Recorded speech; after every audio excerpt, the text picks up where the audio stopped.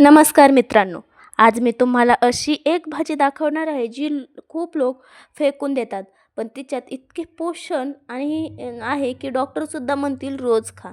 होय, आपण आज बनवणार आहोत मुळ्याच्या पानांची झणझणीत रस्सा भाजी. तुम्ही आजपर्यंत रस्सा भाजी कधी पाहिली आहे का? नक्की कमेंट करून सांगा. कारण सर्वजण खरं तर कोण बनवतच नाही, फेकून देतात. पण हा व्हिडिओ पूर्ण पाहिल्यानंतर तुम्ही कधीच ही भाजी फेकून देणार नाहीत.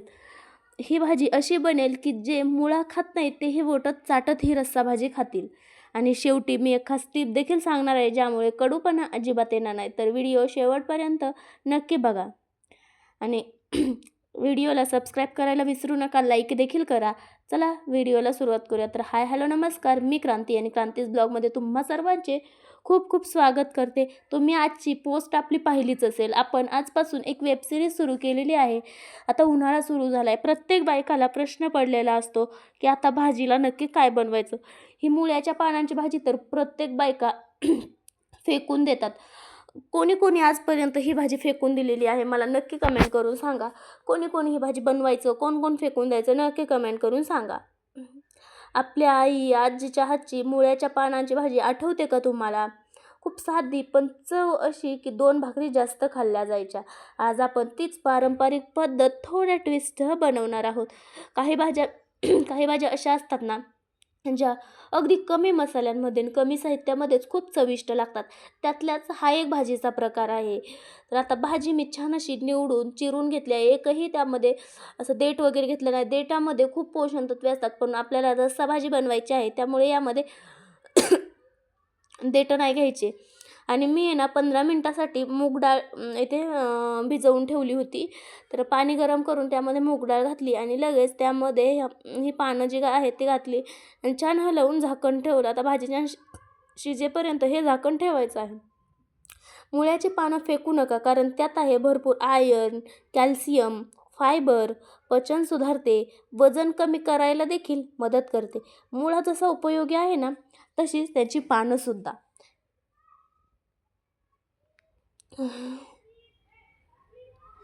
ज्याला हिंदीत मॉईल म्हणतात. साहित्य: मुळ्याची ताजी पानं, कांदा, लसूण पाकळ्या, हिरव्या मिरच्या, लाल तिखट, हळद, तेल, मीठ, हवं असेल तर बेसन. सर्वात महत्त्वाची स्टेप म्हणजे पानं नीट धुवून थोडा वेळ सुकवून घ्यायची. मी पानं अगोदर धुवून सुकवले होते. 3 वेळा पानं मी धुतले होते. तुम्ही देखील धुवायचे. माती अजिबात राहता कामा नये. एक टीप आहे इथे. जर कडूपणा कमी करायचा असेल तर थोडं मीठ लावून 10 मिनिटं ठेवून द्या. चला आता ठेवायची कढई. त्यामध्ये घालूयात शेंगदाणे छान भाजून, खरपूस असे भाजून बाजूला काढून घ्यायचे. मग लगेच त्यामध्ये 4 हिरव्या मिरच्या घालायच्या. तुम्ही तुमच्या क्वांटिटीनुसार कमी जास्त करू शकता, पण मी 4च घालते.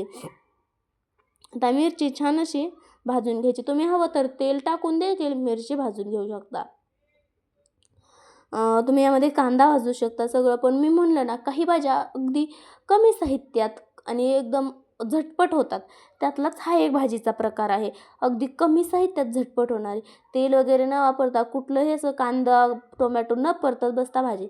एक 2-3 खोबऱ्याचे तुकडे टाकले आणि ही मिरची देखील परतवली आणि हे सगळं एका वाटीत काढून घेतलं.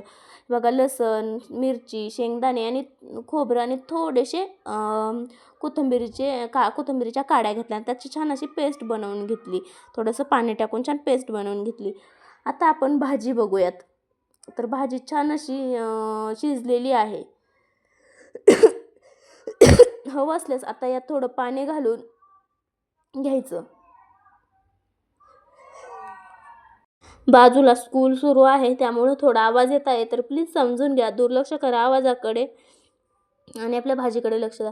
तुम्ही बघू शकता डाळ देखील किती छान शिजली आहे. अगदी बोटाने रगडवली की रगडून जाते, एवढी छान अशी भाजी इथे शिजलेली आहे. आता आपण फोडणी टाकूयात.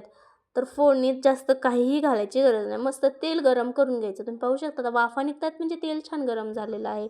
आता यामध्ये आपण घालूया मोहरी. आणि तुम्ही मोहरीचा आवाज तर बघू शकता. मोहरी किती छान तडतडली आहे.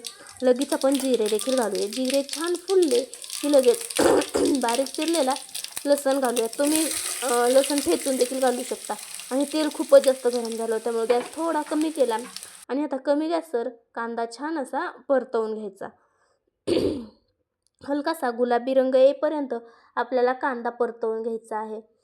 आणि तुम्हाला हवं असेल तर यामध्ये आता टोमॅटो देखील तुम्ही घालू शकता. आणि आता मसाले घालूयात. तर मसाल्यामध्ये काय काय घालायचं तर हळद, थोडंसं किचन किंग मसाला घालायचा, नाही घातला तरी चालतं, अगदी ऑप्शनल आहे. आणि लाल तिखट अगदी थोडंसं घालायचं, कारण आपण यामध्ये हिरवी मिरची देखील घातलेली आहे. मी तुम्हाला म्हणले ना, अगदी कमीत कमी साहित्यात असं काही भाज्या चविष्ट लागतात, त्यातलाच हा एक भाजीचा प्रकार आहे. खरं तर ही भाजी आहे ना, खूप लोक फेकूनही देतात, पण फेकून न देता ही अशा पद्धतीने जर केली ना, तर खरं सांगते न आवडणारे देखील बोटच चाटत चाटत खातील. मी अशाच पारंपरिक आणि छान छान रेसिपीज आपल्यासोबत शेअर करत असते. त्यामुळं माझ्या रेसिपीज आवडत असतील तर नक्की चॅनलला लाईक करा, शेअर करा आणि सबस्क्राईब करायला विसरू नका. आणि तुम्ही याआधी कधीही अशी भाजी बनवून खाल्ली आहे का ते देखील मला कमेंटमध्ये नक्की सांगा.